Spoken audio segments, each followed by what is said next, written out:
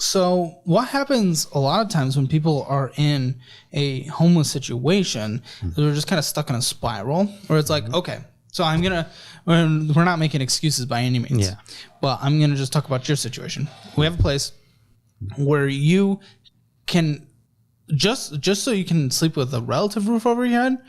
You're staying there for free. Yeah. Good.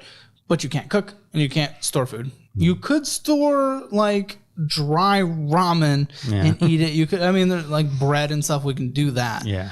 So, I mean, we can't excuse everything, but we can't cook food and we can't store things in a refrigerator, freezer. So I get it. There are little issues with that.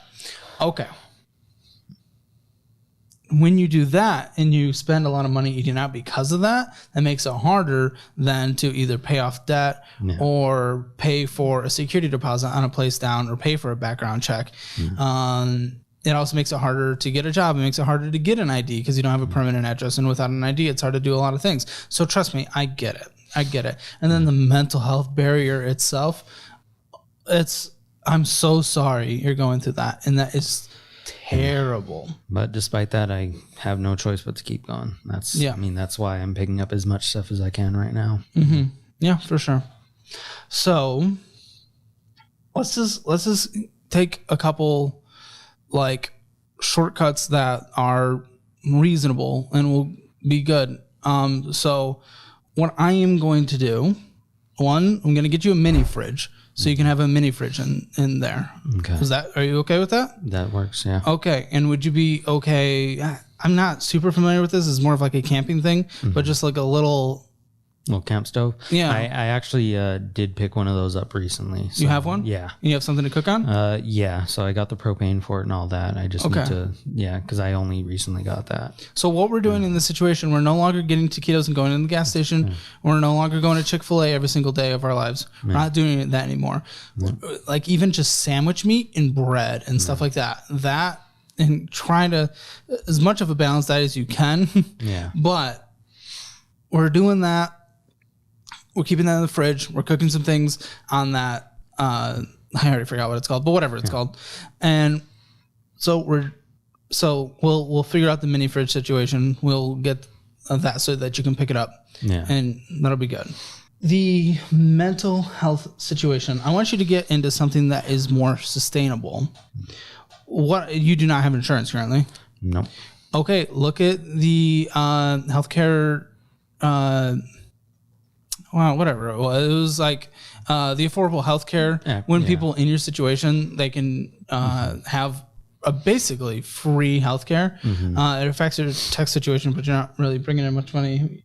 You probably won't get a refund at the end of the year, essentially. So really look into that and see what you can do. But I need you to get into therapy as quick as possible. And I believe in therapy so much that find the right avenue for you. Yeah. I'm going to make you find it, but I will pay for your first 4 sessions. Okay. 4 sessions. Okay. Just so you can get in and get the ball rolling. Okay. So I will do that. And I don't give away things on this show because I think a lot of it isn't going to overcome lots of people's situations and it's going to enable a lot of people. And I don't want people to come on here expect something. Of course. But you're in a situation where I feel like if we just get past a couple barriers, then we'll be good. So I'm happy to give those. So 4 sessions of your initial 4 sessions of therapy, whatever it costs. Look at the affordable healthcare, whatever the website is. I'm blanking on it. I think it's healthcare.gov maybe. Healthcare.gov. So look at that. Take a look. Yeah. Look at what potential there is for unemployment at this time. Well, you're not unemployed. Yeah. At this point now, Yeah. And so with that, what I want you to do by taking advantage of mental health, by now saving money on your food, try to just save up as much money as possible. Don't worry about these things in collections yet. They are not what we're worried about when you don't have a roof over your head. Yeah. The final thing I will do, when you find a place that will accept you, I will cover your security deposit and application fee and background check fee. Okay. Cool? So what I've mainly been looking at, because again, I know the whole credit situation is going to be rough, is I was looking at Airbnb monthly stays. There's one that a couple that I found for about $900 a month. So I'm looking at those as the most likely candidates. Okay. Just that way I can get into something now instead of having constant rejections because of credit and all that. Then in which case, if there's no security deposit and stuff like that, I'll pay for your first month. So that really should be like, that's not everything. That's not the solution, but I want to get the ball rolling in the right direction.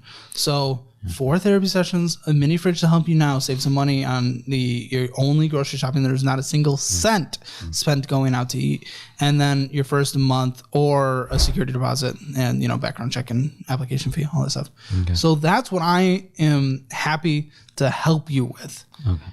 To just, don't just take advantage and then do nothing. Let this be an opportunity to stay in Austin, build your life here. I appreciate that. Thank you very much. Of course, absolutely. I'm happy to. But what will make me happier than anything is you coming back in 6 months and being in a much better position than you are now. Yeah.